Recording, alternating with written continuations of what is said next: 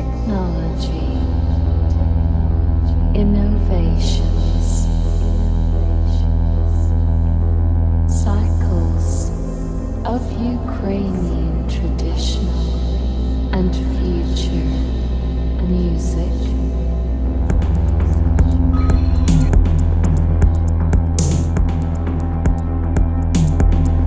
We are going deeper underground to come into light.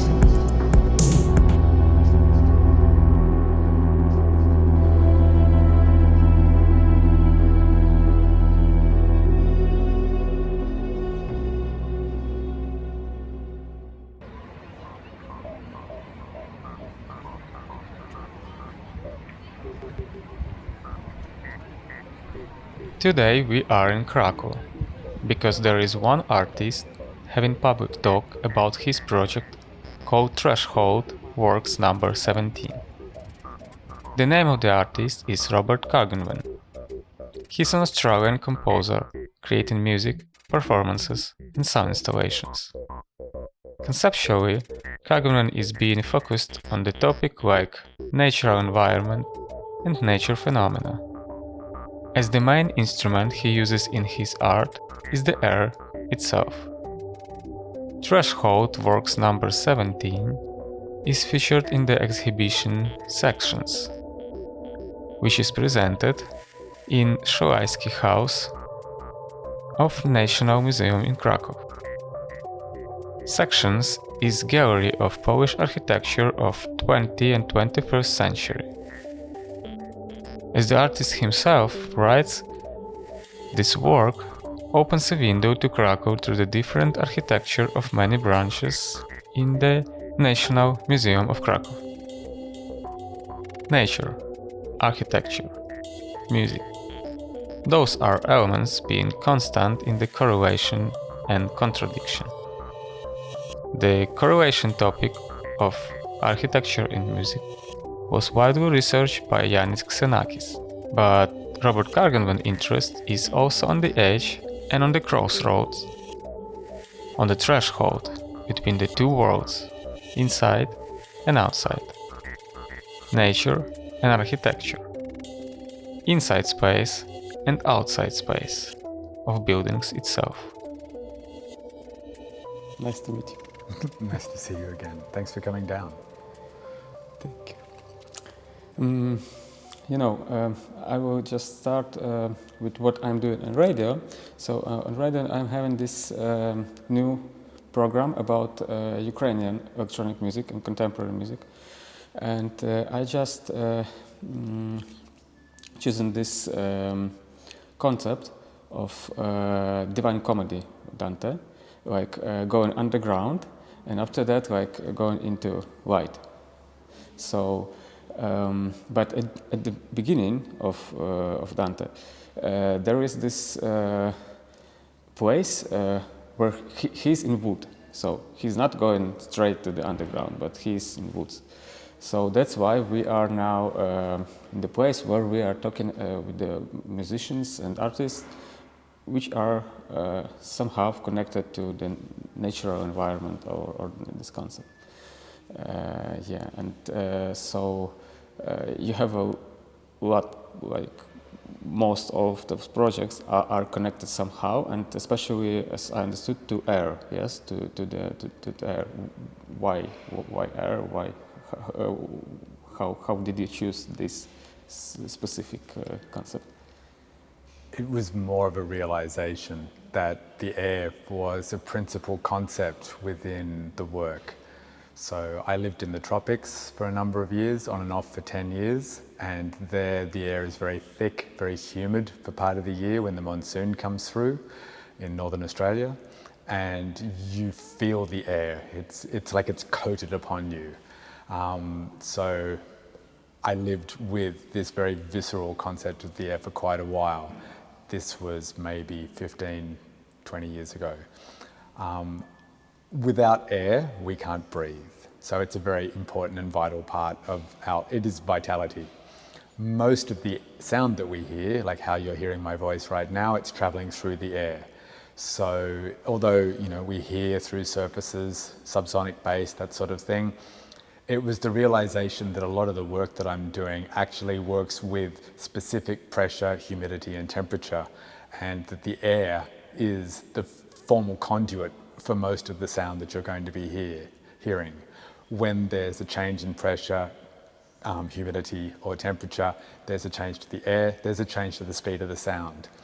Between -40 and +40 degrees, there's a 10% difference in the speed of sound. Between a completely dry room and a 100% humid room, there's another 3% difference in the speed of sound. So, as an idea, a table with a central monopole works well because that monopole is interrogating or engaging with the central harmonic of the mass of the center of the table. If you have it off center, the table falls down. Similarly, if you're building an architecture out of sound, you're aiming for harmonics to interact with each other and produce additional overtones, or to then modulate each other through different frequencies that then produce undertones. The specificity of the media within which it is moving, in this case the air, is very important. So if there's a shift in the temperature, pressure, or humidity, the architecture that I'm trying to build with different frequencies combining changes. So you might need to have one sound move a little earlier, a little later. The phase becomes very important. And a lot of what I'm doing with phase, particularly this piece here that I've recorded partly in Hotel Cracovia, it moves the air, specifically the volume of air in the architectural volume that we're sitting in right now. It has a specific acoustic mass. I'm using 2 tone generators and a small speaker, trying to use the minimum acoustic power to move the maximum acoustic mass.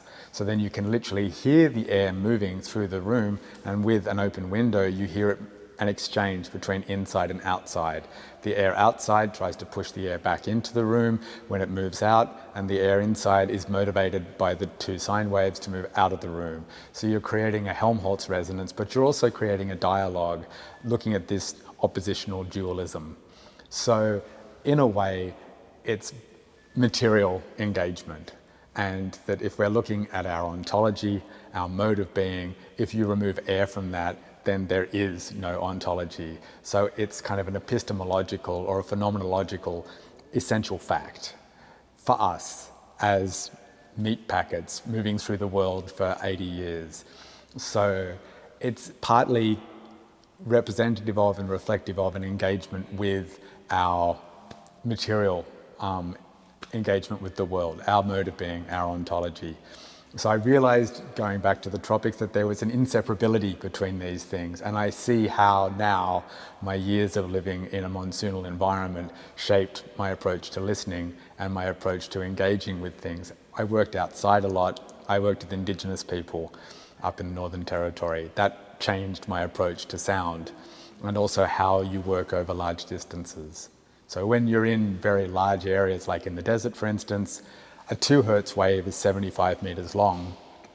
Suddenly, when you're talking about hundreds of kilometers between, rocks, like large areas, you're talking about very large, very low frequencies that are moving around. This has shaped how people navigate terrain, topologies, how they think about time. Everything, it all starts to sort of feed back in a way, and that it's a nice crucible. So a lot of the work that I'm doing, even with pipe organs, it's engaging with these first principles. So trying to look philosophically at where does this all start from, and then building it up from there. And I realized only a few years ago, air, that's the kind of important part. It's an essential element in the whole articulation of these volumes that I'm working with, whether it be outdoors or indoors. The last 15 years in Europe has been largely about working with indoor spaces more, particularly when it gets colder at certain times of the year. When it's hot, it's a different situation. So yeah, there's a meta-interrogation, but it is primarily interrogation with physicality. So air happens to just be right in there. I'm also looking at trying how to pull apart oppositional dualisms, so to look at things as this, mind-body all of these kind of things, inside, outside. How can we look at things more as unified concepts, but also that there's pluralism within that. So it's not about creating some fascist kind of organization of ideas, a hierarchy of concepts. Yeah, I totally understand what you are saying, because actually in my program I am specifically focusing on two aspects. It's contradiction between tradition and innovation, and nature and technology. So because for example, so you are using very contemporary technology, but you are working with something what was even before before Archimedes, before all of these concepts. Yeah, sound is the displacement effect. We're noticing small fluctuations in pressure. So, what is the essential concept that we're trying to get at here? And that's kind of what's happening right inside of the whole thing. And yeah, tradition and innovation, as time changes and materials change, the quality of water, the quality of air, then how you work with certain materials, like whiskey, for example, very traditional approach. But then there's been all this innovation recently, and there's a reluctance to engage too much with innovation, but as material qualities change, you need to respond to that. So similarly with changes in temperature, pressure and humidity, if you played the idea that there was a reformation of tuning, I think like 1846 or whenever it was, that a piece that was written in B is now played in C. If we're playing off the score, we're actually playing completely different tones. The topology of the sound is completely different. The score now does not reflect the material existence of the piece as it was written then. But if we're looking at something that was written then and we can hear it, like a living language that's been spoken the whole time, how you hear the pronunciations and that sort of thing, the formants, the harmonics of the thing, then it stays alive. But if you're working off a piece of paper, it's the same as if I write the time down and then give it to you. And then in 10 minutes, it doesn't mean anything. It's no longer the time. So the denotation, the modes of representation, that technology that we create is equally an innovation, but it may or may not continue to represent the tradition. So understanding the first principles of the tradition can facilitate innovation, but also a responsiveness to the site specificity or the concept underlying or essential to, foundational to the tradition itself. And I guess that's why there's a period of tutelage or learning with a master or a mentor, that you understand these bits are important, they can't change. These bits are not important, they can change. And then you can work within that tradition because you understand where the play is and what you can play with. So, yeah. This is also, because last week we were talking with Oleksiy Pudejko, who plays aka Heinali, and he's using modular synthesis to recreate or just to play scores or concepts from medieval music. So we also talked about a lot of about this topic when you don't know how it sounds, but you just you just imagine and you try to recreate it using this material. So yeah, he's now very deep into this. Yep. And, if you were to play a piece in mean tone quarter comma versus mean tone fifth comma or sixth comma, or Neidhart Grosserstadt or Kleinerstadt, as opposed to the even temperament that we have since 1750 or Bach's time, in different rooms of different humidities, you would hear the different beating frequencies, and that there's small variations in all of these kinds of tuning. And Velotti is often used as a in-between tuning that encompasses lots of this. But like with gamelan music, you can't play certain notes after each other. The beating frequencies are so violent that it just destroys the sonority. When I was living in the tropics, I learnt Javanese gamelan for a while, which is quite different from Balinese gamelan. But the idea that the specificity of the tuning that they've chosen that it produces an effect as well as an affect, so that you hear it and it has an effect on, or the affect on you as a result of the effect in the air. So medieval music, so many different tunings. The accordion is widely acknowledged as being the instrument that ruined folk tunings everywhere, because everyone would tune to the accordion and that they were frequently even tempered. So you look at it, how it was with a harpsichord back in medieval times, you would have a range of different mean tone tunings, maybe regional tunings, so that it's hard to predict what specific beating frequencies they were after, because it's incumbent in the tuning that you have to find a solution somehow.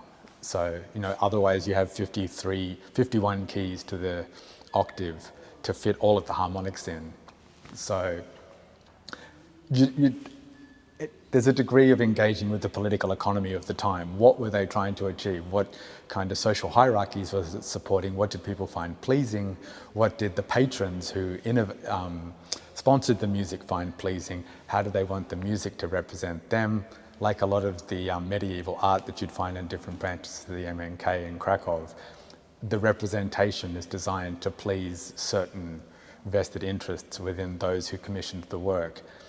That work is said to be still alive because we can see it now, but we can't hear the environment within which it moved at the time. So these things are kind of outside of the frame in a way. So yeah, like they're resuscitating the Cornish language at the moment, but no one's spoken it for 200 plus years. So you're kind of guessing what some of the sounds are. A little bit like Irish Gaelic, maybe a bit like Welsh Gaelic. There's no real way to know. So. But for example, I don't know, when in Ukraine, for example, yeah, the old ladies somewhere into the wild where they are singing their songs, and they just like giving it to like the next generation. Yeah. So I don't know. Maybe this is how this lives, and maybe yes. I don't know. And how is it in Australia, for example? So yeah, with Indigenous people in Australia, there's specific it's very complicated, I can't speak for, but engaging the Ukrainian question, one approach to mastering music is you map different frequencies onto your body. When you learn this particular kind of singing that I'm guessing that you mean, it's working a lot with the resonances in the upper cavities of the sinuses. So you'd literally be mapping certain sounds into the inside of your head. It's a response to certain muscles in your neck and how they move with the width of your cheekbones and your head as a resonator, because you're producing not just single notes, but they're polyphonic. So, even down to people standing, Georgian singers standing with their arms on each other's shoulders. So you feel a sympathetic resonance between each other.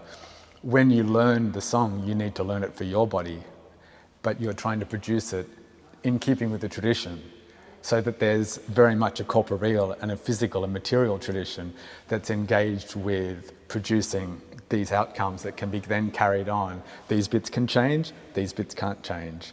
What's the essential concept here? And then you've got a living tradition of a music that can evolve and change over hundreds of years. Like Indigenous people in Australia have been communicating these ideas with stories for more than 60,000 years, and how they relate to the stars, and that they use these also for navigating long distances. And there's a codification that occurs within the stories. These bits can change, these bits can't change. You understand the structure of the concept, it continues to work like a map.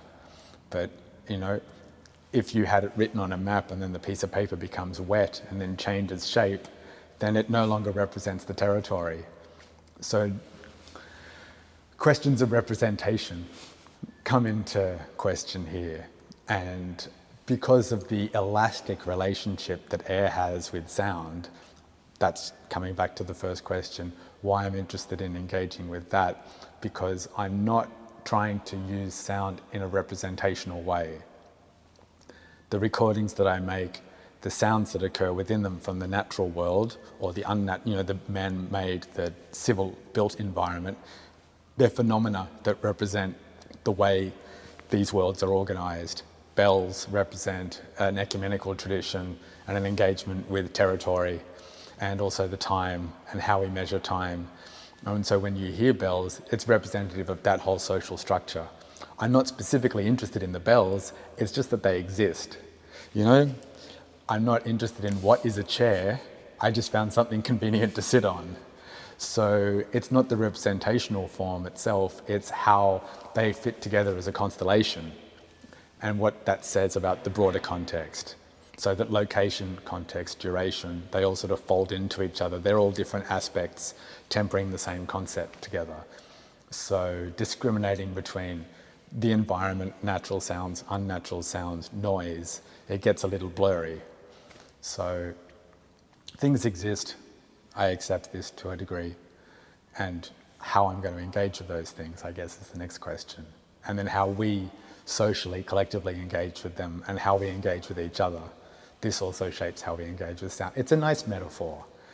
It's got enough elasticity, but enough plasticity that it can engage with these things without necessarily being representational of them.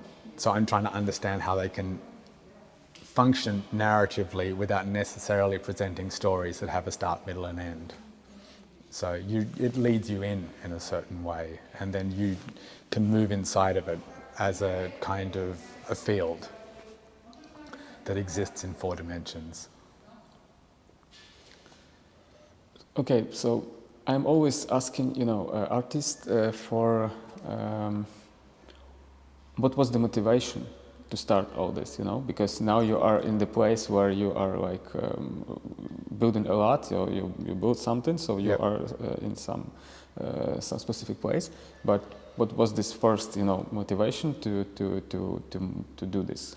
I started learning to play organ when I was about 7 or 8, so 40 years ago. It's music or sound is the one thing I've worked with most and longest in my life.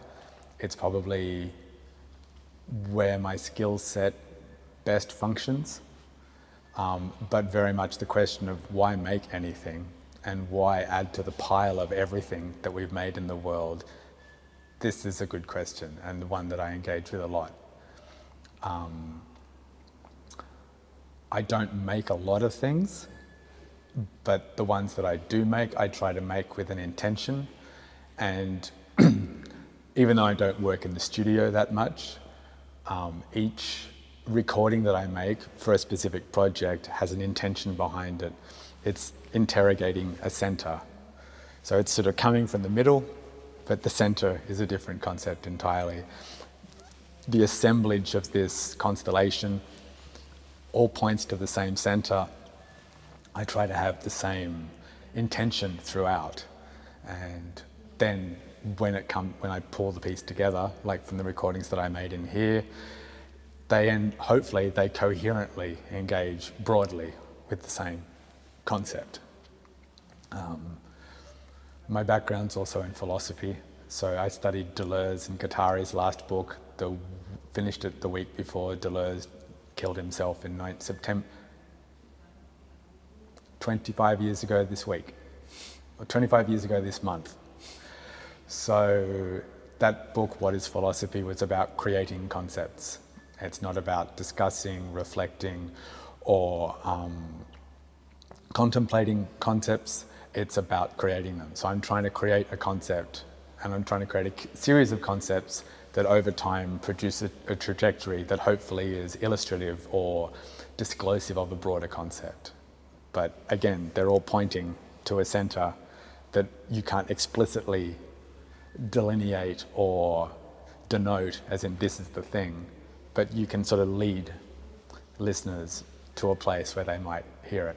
I guess in the concert in Lwowski's Centrum Kultury that you came to 2 weeks ago, I try to make that concept very physical, and that you hear the air alive around you and you feel it moving. It's almost violent, but it plays a little bit on that fight or flight, so that you're not just aware of like certain frequencies make you feel like something's about to happen, but you're also aware that you're sitting with other people and you're having a collective experience. And where you're sitting is going to be different to where someone else is sitting. What they hear and what they feel is different to what they... So this assemblage of people starts to become interesting because it's a social concept, but it's an unspoken engagement. That you've shared something that's happened and then you move on to something else. So the possibility for radical shifts or disclosure or revelatory discovery within your life that hopefully art can kind of bring. Like a very nice sound system certainly helps. So, you know, it translates the feeling very efficiently. So, yeah, I try not to make the same thing more than once.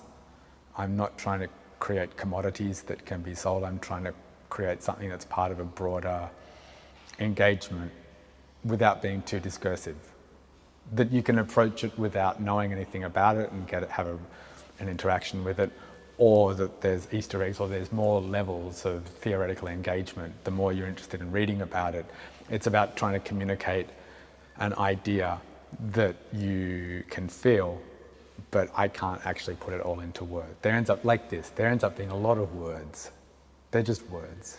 But if you're not hearing the sound, and when you hear it over the radio, it's it's been compressed to put onto CD, then it's been compressed at the transmitter, then it's decompressed at the other end of the receiver, and then it comes out. It's a radically different artifact from what you've heard was originally made. It's gone through all these different levels of transcoding. I can't guarantee that what comes out of a laptop or a small radio at the other end is disclosive of these concepts. But at the moment we're not listening to the radio or we're not listening to the sounds. We're discussing the sounds. Again, it's pointing to the thing without the thing actually being present.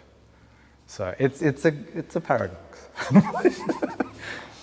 Yeah, also I'm 100% understanding what you are talking about, because it's also about, like, you said about studio and that you don't work in studio.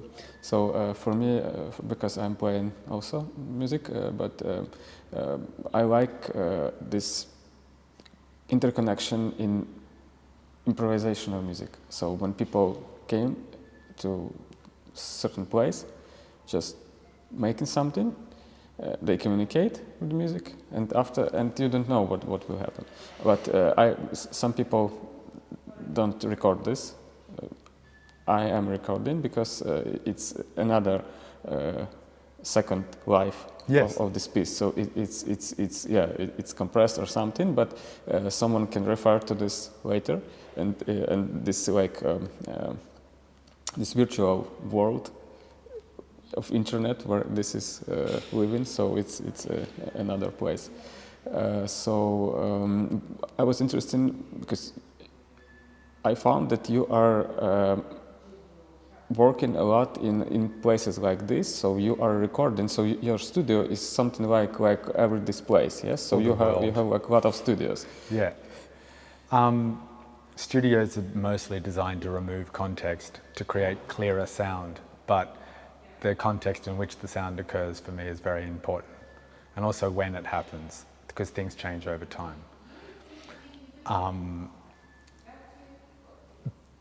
There is an improvised element to it, but also responding to the conditions that you're handed. Then I guess once the recording is made, when it's being used to make a piece, the question is, what is the life of the artifact now? You know, where is it going to be heard? How is mastering going to be applied to that so that it best represents the artifact? Going back to the idea of the score or the spoken language, what needs to be left in, what can be taken out? Compression involves removing something to gain something else. The compressor itself adds qualities to the sound. So again, you're looking at every color that you're adding.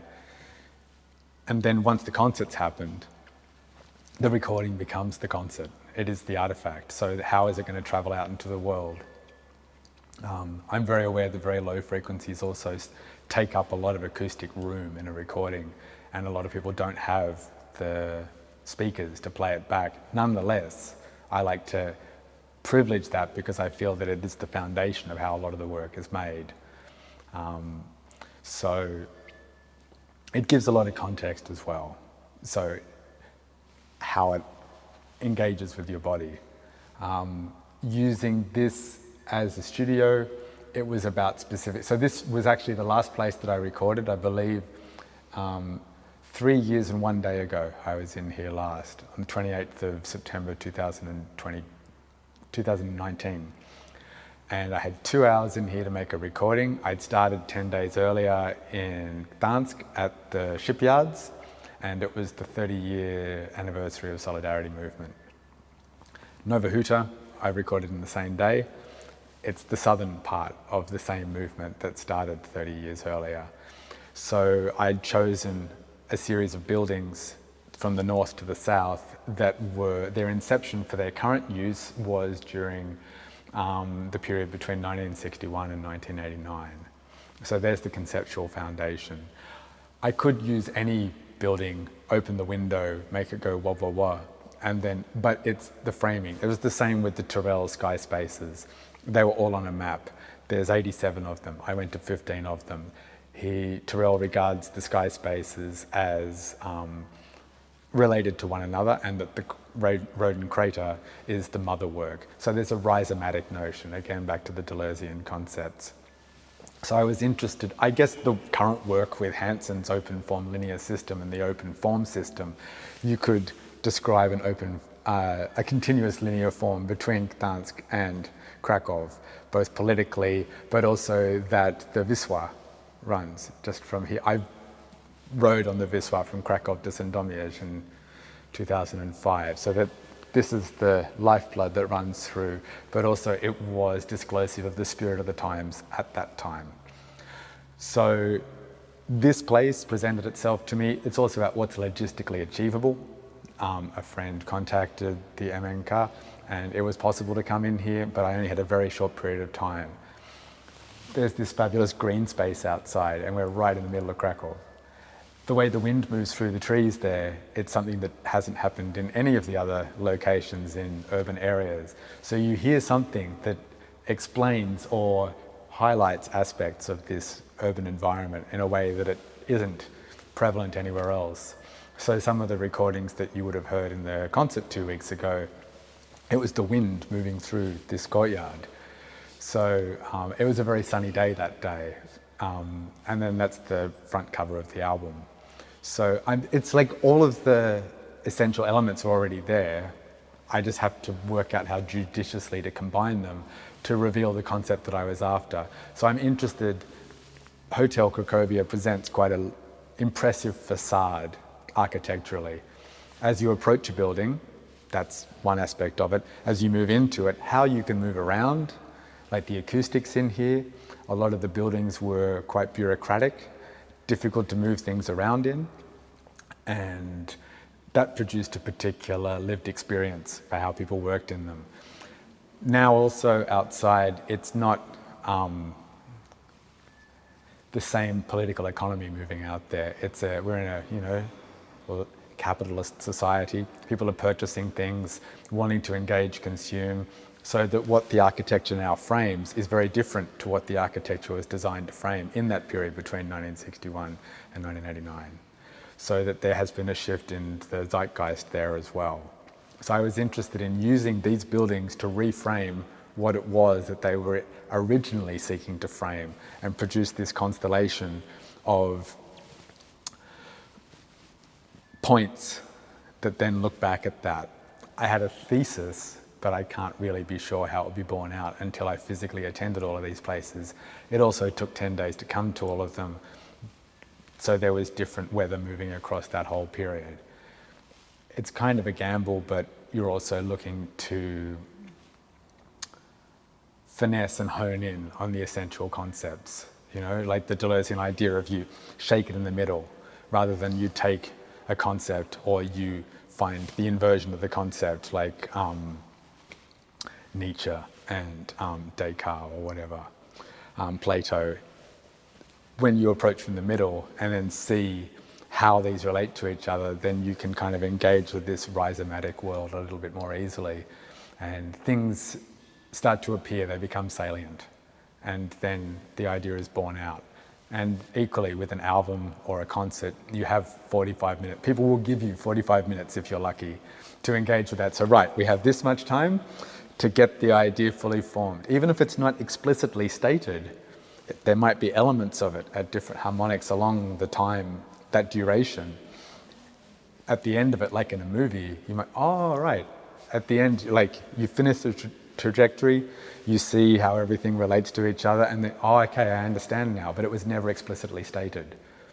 So a degree of inference or trying to work out how you can function within the paradox, but while also being outside of it and highlighting the paradoxical nature of this. It's framing and filtering, essentially, was the idea of using these buildings, and that the buildings are indicative of a particular period, and that they also have come to represent something now in the current period. And I guess that there is also very strong political shifts at the moment in Europe. Yes, that's what I wanted to ask next, because how much is here politics for you, and what do you think in terms, because there are two concepts. One architecture as something what is destroying nature somehow, yes, but it is also new nature, like this urbanistic as a concept, yes. So we are living in this like buildings jungle, for example, yes. That's what we are. That's what we have with this Rousseau manifest, yes. With this, one concept, and another. So we can say we are changing, yeah. But another concept is that maybe this is the wrong way, yes, and where are we, like humanity, in all these random probabilities? I don't know. Yeah, these are habitats. They're shelters. They protect us from the elements. So it ruins the world, but it also allows us to be in the world, because we're soft, fleshy humans, and we don't survive well when it's very hot or very cold or very dry or very wet. Again, the paradox, we need the thing to experience the thing, but it destroys the thing at the same time. So the politics, where does it start and where does it end? There is an implicit possibility that most of my work is all very political. Some of it explicitly so, like the album that I made in 2014, that They Tore the Earth one. But I'm not trying to force my thumbprint onto everything. I'm hoping that the inference can bear things out. So then also that putting associated texts that people can read more if you want to learn more about it. But this is also the essential tension between tradition and innovation. You stay within tradition, then things can fall apart because they don't respond to present circumstances. If you innovate too much, they become fragile and they break because they're only responding to present innovation, present circumstances, but they don't respond over the, a geological time. So I guess sound also encourages us to be present and notice the things, that there's a kind of safety in it, perhaps. This light that's been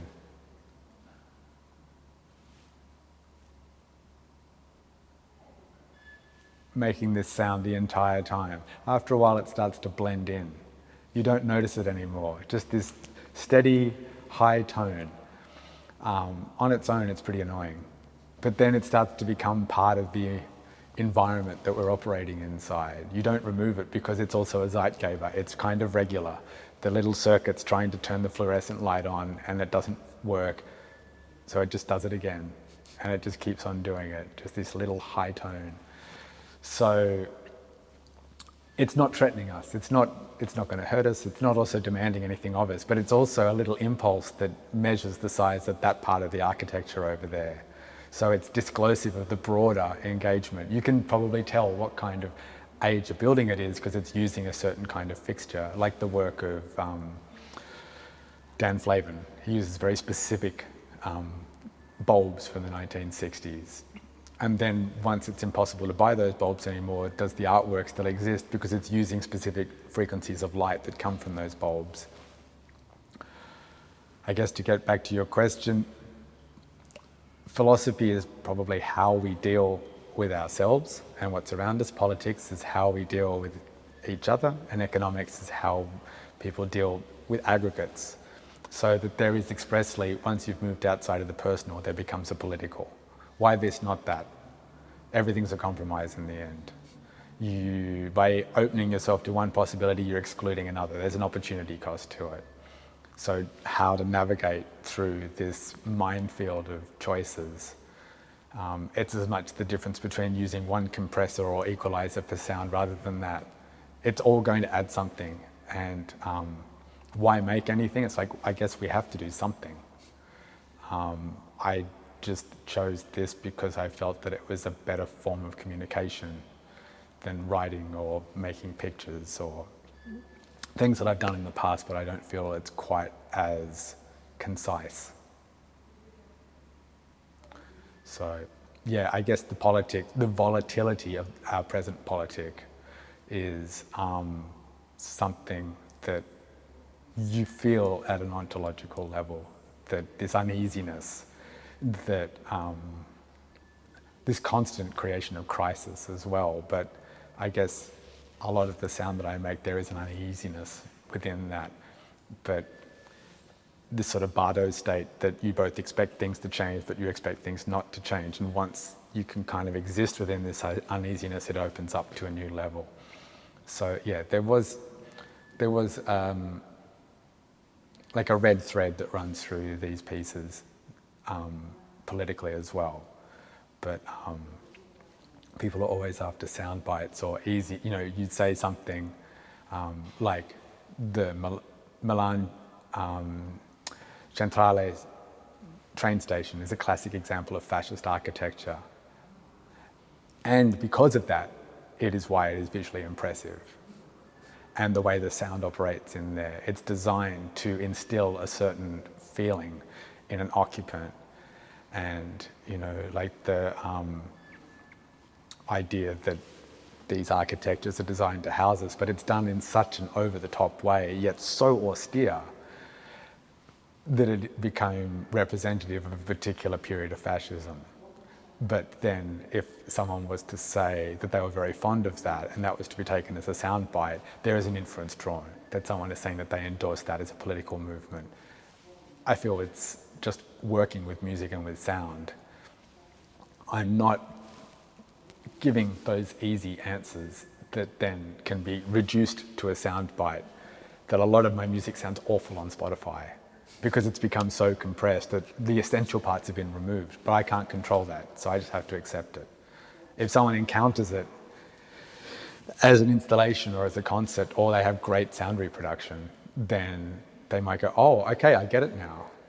But when you remove the essential aspects, the context, just to reduce something down to a few words of I like this or I like that or I endorse this, out of context, that you end up saying something completely different. So yeah, it's also trying to be rigorous with the approach to how one produces things. There is an observance of these twin poles of innovation and tradition. And one would argue that within organ music, the registrant Grace Chan that I work with would argue that our approach is very much within the tradition, not of playing repertoire, but listening to the instrument, coming back to your friend working with the modular synthesis, working out what the specific tuning that you're using says, and then how you're responding to that, rather than being a blind adherent to this is the system and this is the only way for it to work. So, you tune different instruments in different environments. They might break because of the tension or lack of tension on the strings or what have you. So within organ music, you're literally just producing tones by blowing air. And coming back to your second question, I'm originally an organist. So it's literally just blowing air out of pipes. Flute pipes are basically sine tones with a bit of color. So that's the first principles of the situation. I was using tone generators in these environments because they add no color, that you only hear the room. If I was to use voice or clarinet or something that's tonally rich, you'd be listening to that rather than listening to how it's activating the specifics of the air, the volume of air, and the architectural environment. So working with a pipe organ, you're listening to the quality of how it's moving the air, how the blower pressure is moving the air out, exactly what kind of tonal structure it's producing, how that coheres with the adjacent tones, how you're building chords, are they exactly in tune, whatever that means, and then what kind of structures it produces. So it's very similar to sculpture and visual art. So, it's moving within the Dionysian and the Apollonian still. Have you tried maybe to use, I don't know, some the folk, which is used for,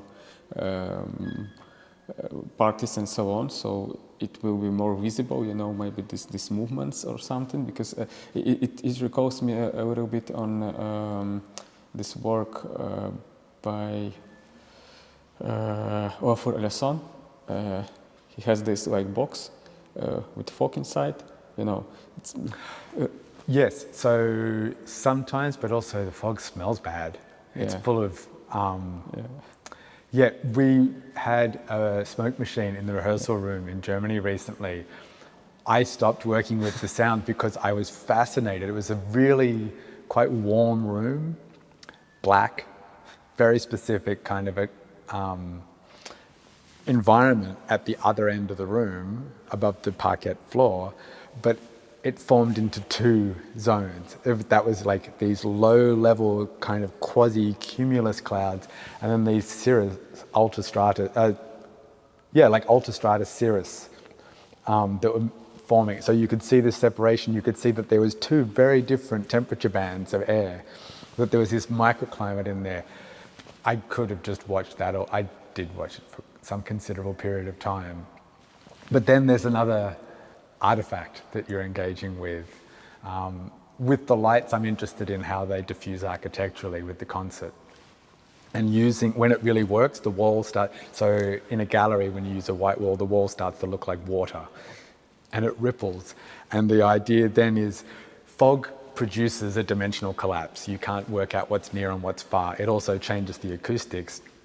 When the lights work well, and then the lights, in this case, the concert you were at, the sound makes the lights move. The difference in phase between the sound is the difference in phase that you see in the lights. When there's more than one light, at a certain point you start to get this collapse of depth perception.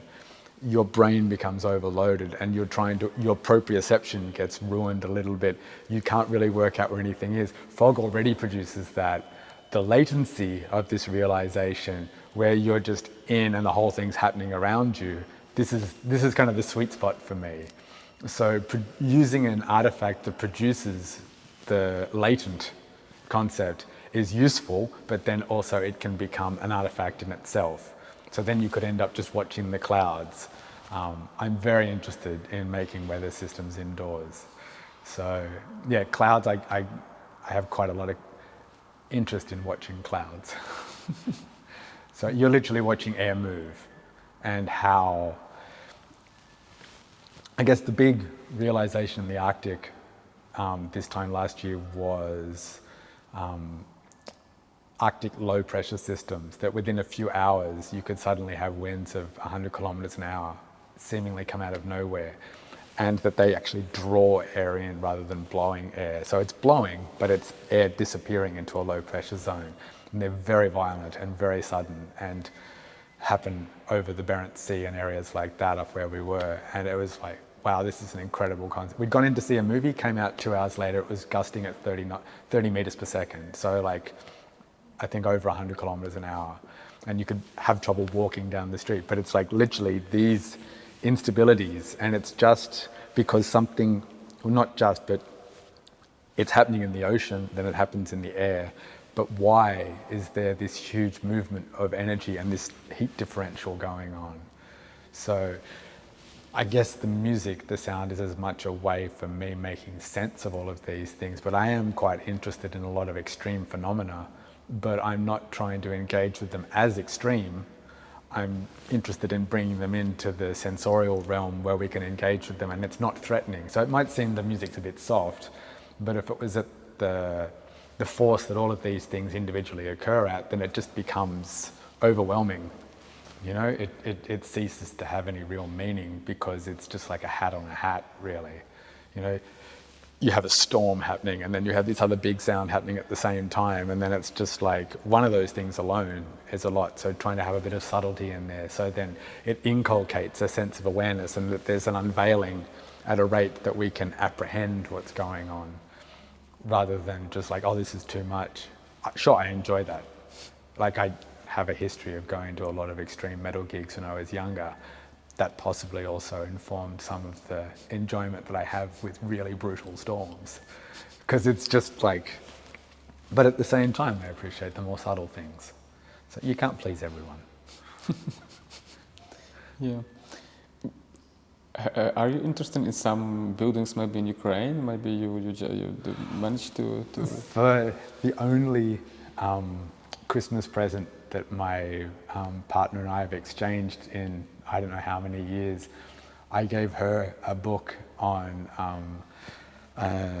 Scandinavian Nordic performance artist, and she also gave me a large thick book on the Taschen book on brutalism, and particularly Soviet brutalism, but also there's like a lot of stuff from Mongolia, you know, the adjacent areas, including the Ukraine. I have a super big soft spot for that kind of architecture, even though it's completely environmentally unstable or unsustainable, but knocking it down is just as bad. Yeah, I am fascinated by some of the buildings over there. I was discussing with the curator, the educational curator who's presenting this talk today. She's studying Eastern Polish interwar architecture. So on the eastern side, there's a particular kind of church that seems to defy gravity. I went from Vetlina through Rzeszów across to Jelenia Góra one evening in 2005. Every small village we saw was this incredible church that looked like it was defying gravity. And that it was the church at that time that was able to engage with avant-garde architecture in that period. That sort of stuff, I like it. It really is quite incredible. So yeah, it's seeing that sort of thing in the Ukraine. There's a certain kind of incredible optimism with that sort of architecture. It's cosmic. It's engaging with stuff which is not of this earth. I find that fascinating because it's really just thinking outside of the box. That similarly, I guess, the Northern Lights when we saw them last year, it was that we weren't seeing the weather of just one area. We were looking at cosmic weather, light that had left the sun 2 days ago, or energy that had left the sun 48 hours earlier, hitting the particles in the upper atmosphere, and that those particles were releasing photons that we saw as light. So we're seeing a phenomena that's related to the original phenomena from the sun, and that it felt like we were looking at something that was outside of the earth. This kind of architecture, I think, rather than this quotidian architecture that's designed to house and shelter us, it thinks outside of that altogether. And, you know, what I don't necessarily align with all the ideas that the church approaches, and that there's many different kinds of church. These are interesting, and I guess at a certain point, architecture of that period politically was trying to express greater concepts, like the circuses that they were building, that these crazy brutalist buildings, and that circus and puppet theatres were essential cultural engagements with life, and so they built these huge monuments to them. And now I guess we really don't go to the circus or the puppet theatre as often, but these buildings have hung around. So yes, things that get us generally to look outside of ourselves at powerful collective experiences and to think bigger, to engage with something that is a little longer than our short lives. Absolutely interested in it. Yeah, I guess it was nice to play at Polskie Centrum Kultury because it's the oldest art centre, or Dom Kultura in Poland. So it comes from that interwar period, 1932 or 1935, I think. And then the subwoofers in there, I think, were possibly the largest diaphragms, 22-inch subwoofer. You can ventilate a building like that. So yeah, I guess it's it's not about the hubris, it's not about the hubris of what I personally can achieve, it's about what the situation allows and what is pertinent and worth presenting at the time. So, you know, what's logistically possible. And large speakers in crazy architectural spaces present quite a lot of possibilities. And like going back to political context, like because for us, for example, in some places, like this architecture can also represent, you know, this scarce. Oh yeah, yeah. I mean, like I went to university in a brutalist complex, like all the buildings, 1967. There is, yeah, like it was a difficult period in different ways in different countries. I think that post-colonialism, the colonial forces, the way they've acted to make us work in certain ways, and when there's the possibility to be liberated from them, throwing the baby out with the bathwater, like something might be indicative of that period and very problematic, but in the thing in itself, does it present any possibilities? So how to liberate ourselves from our trauma without them reclaim the territory, deterritorialization of that particular architectural volume, and how squatting was a great way of engaging with that in the 60s to the 80s and the 90s. People could reclaim architectures and inhabit them and then change how they operated. So yeah, Australia of all countries, they destroyed most of the structures when white people turned up, and then they destroyed most mention of them ever existing.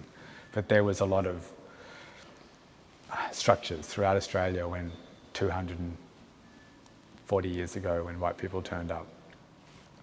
Yeah, I can understand, but equally moving between tradition and innovation, old buildings tend to have very poor acoustics.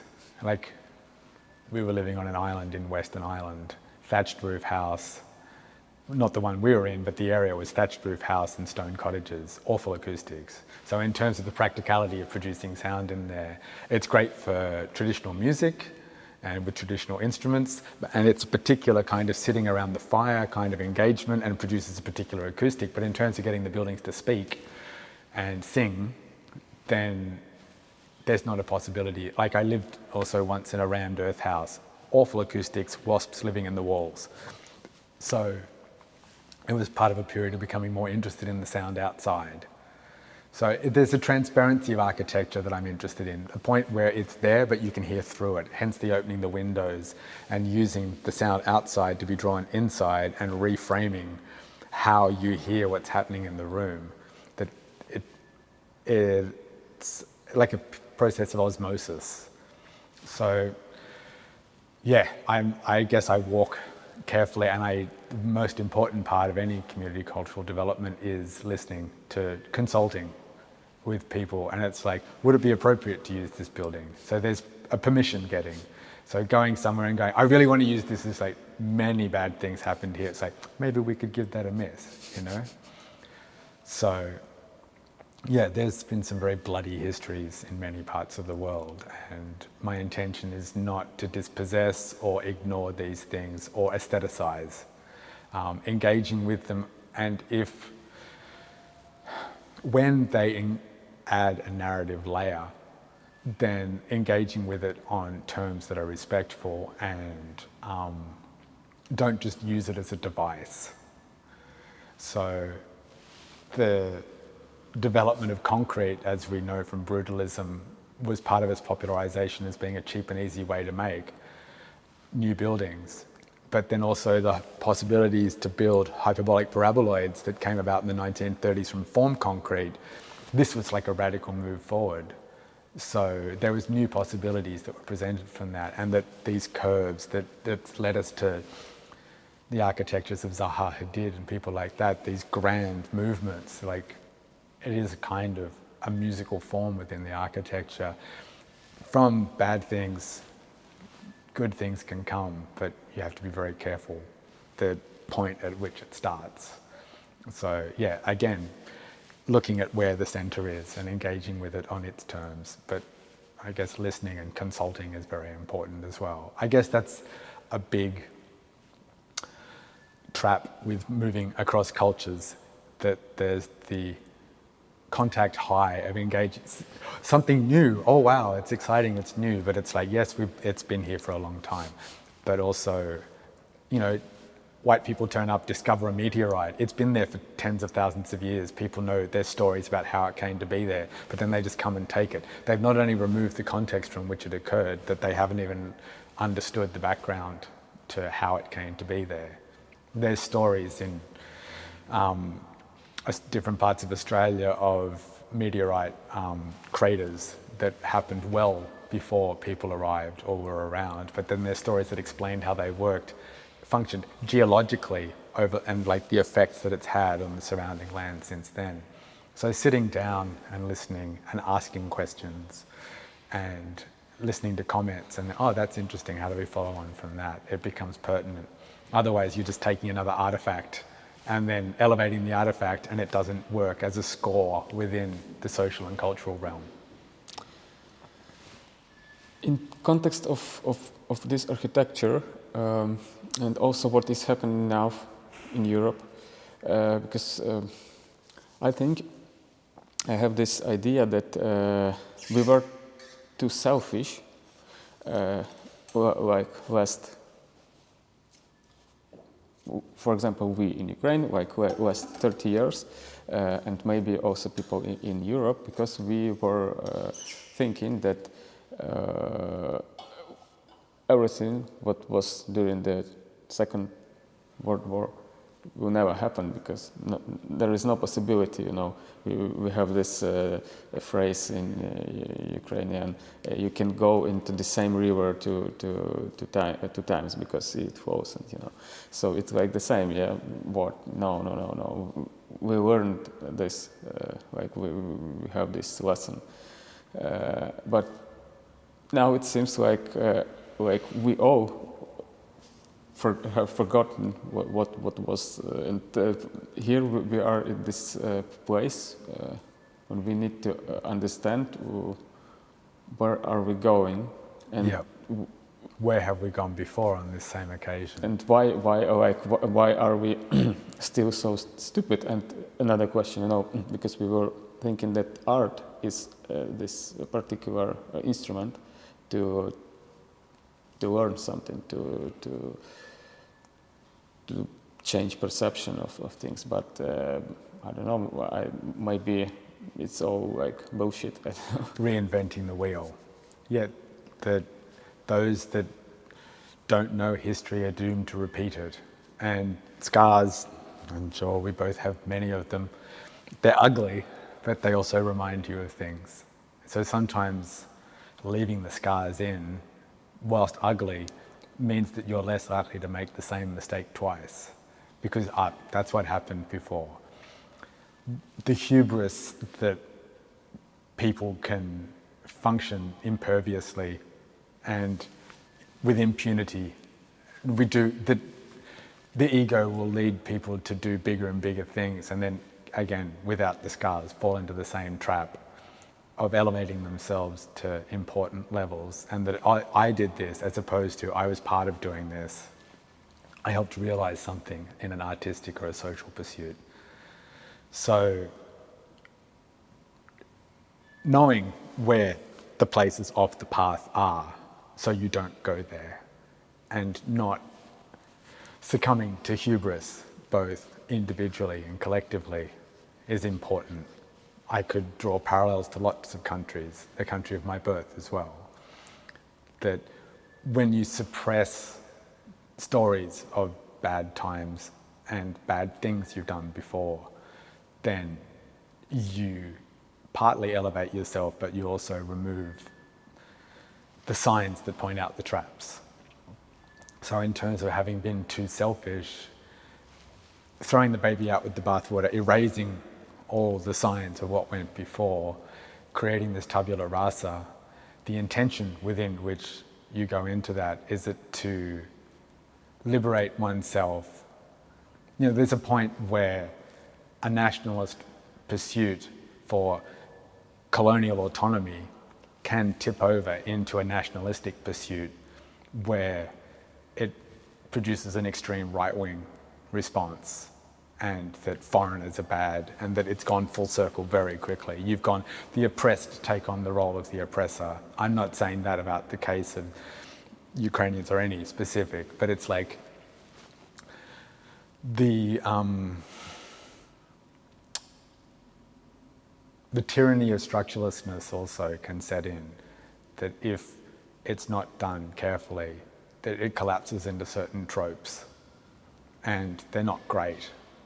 So this is, I guess, the tradition innovation thing. There's a rupture, war, there's social revolution, even in a good way, social revolution, but understanding, if you're trying to get back to your values, what are those values? Is it just the ones that come up quickly and then we elevate the people who started the revolutions, be they solidarity or be they national post-colonial identities, and then the people become the figureheads but the ideas get lost as well? So I guess I'm more interested in ideas specifically than the people who had them, Galileo, Newton, like some of those people stole ideas from other people, and then we elevate them, but then we might forget what the actual, they become a shortcut to certain concepts. So just trying to stay on topic and focus on what are the ideas and how they are the tools, the concepts that can liberate us, but keeping them alive and discussing them. This is an important thing, rather than just rushing in head first and letting the ego decide, yes, this is good because this is good for me. That's why people tailgate in cars. It's insanely dangerous to have someone so close at 130 kilometers an hour, because everyone could end up dead very quickly. But it's like, are those few seconds of getting there earlier worth it?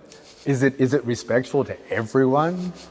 Because then the whole road gets shut down, and then the flow-on effect is huge. So it's like, it's not what's most expedient for me right now, because we all have different abilities. A car gives you, it's like a cyborg. You have the speed potential that the device has. So, as we're becoming more wedded to technologies, and technology literally meaning the things we create, how are we using the things we create to amplify the ideas that we have? Or is there technological determinism going on? Oh, it's inevitable. Surveillance will lead to a fascist state. It doesn't have to. People make technology. People make choices. If it's not the profit motive, then there can be other ways of liberating ourselves and collectively engaging in a way that's useful and helpful and could potentially create better societies or communities. But I guess the notion of the nation state is both seductive, and there's some necessity for it in terms of the provision of infrastructure, but it can supersede other more porous things that happen across borders. Two people are accidentally born on different sides of a piece of land, and that they have different national identities, yet they share the same geographical area. That isn't, the same air flows across those borders. They live in the same side of the mountain or what have you. It gets complicated very quickly. So it's like, where does it start and where does it end? Yeah, I feel very ambiguous about a lot of historical choices in the last 30 years as well. And I hope I don't fall into the same traps. I guess trying to make work with a certain amount of thought and optimism in it is an attempt to engage with it, but not in a frivolous way. So, yes, this was my next question was, are you optimistic about all this, about Europe, about society, about people? I feel that there's a necessity for action, but also thoughtful and informed action. What I'm doing at present is trying to engage with things broadly. And I'm lucky as well. I happen to have the right kind of passports now. I can move freely. For many years, I couldn't move freely. So I'm trying to make the most of what's possible. In terms of optimism, it comes and goes, but I think that, like today, that the possibility of people being at least interested in engaging with the ideas, and that there is a necessity for me to be physically present to present them. I'll take that as it comes at the moment and continue to work with it.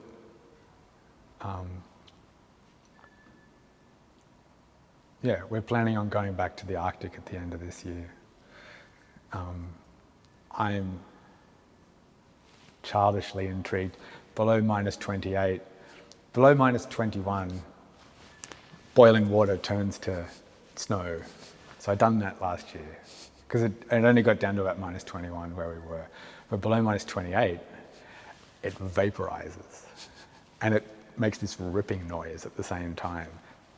I'm quietly, childishly looking forward to doing that, grabbing the thermos and then just, because hearing this sound, it's like you're literally listening to like a glitch in how the world works, that you're hearing something going from 103 degrees, almost as steam, right the way through to nothing again.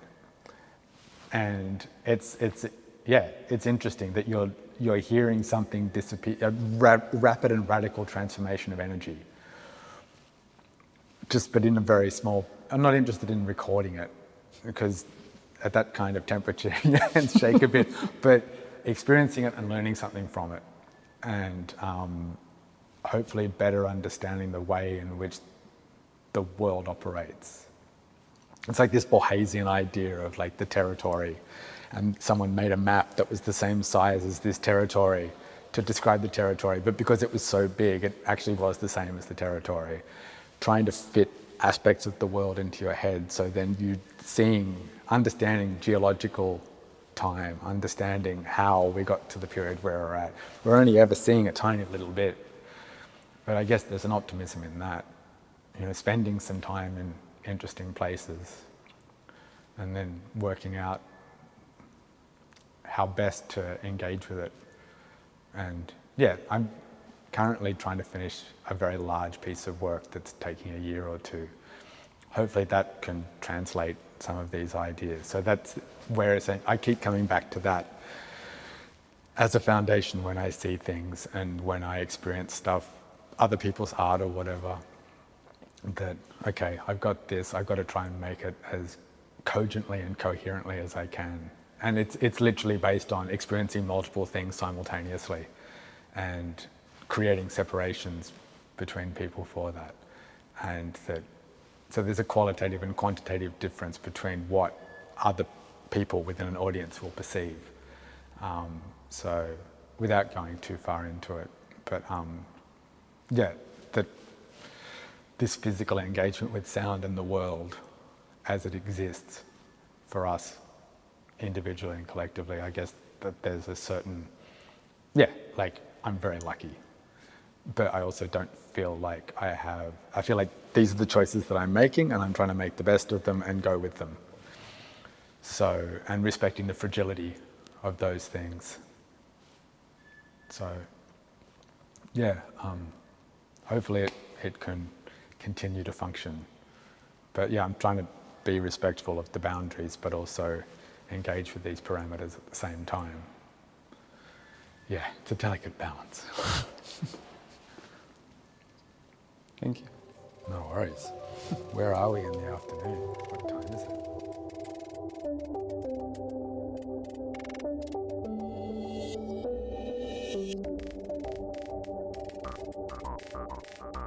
The exhibition sections, or in Polish przekroje, is being focused on main topics which for me are applicable for music.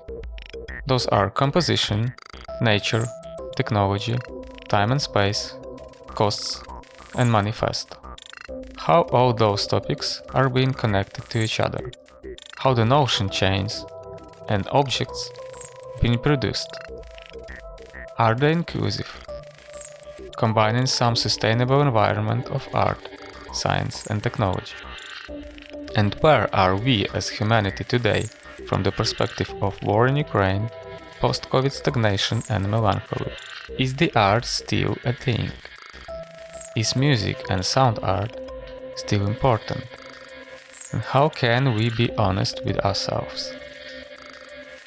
Centro Mundi Video Diary is an additional video material for the Centro Mundi radio show about contemporary Ukrainian music, being produced by me especially for Polish Radio for Ukraine in Warsaw, every Tuesday 3 p.m. of Central Europe time. Here, we are given the wider and deeper context of Ukrainian culture from the perspective of other countries, cultures, and philosophical visions, or from the perspective of particular events like concerts or festivals, etc.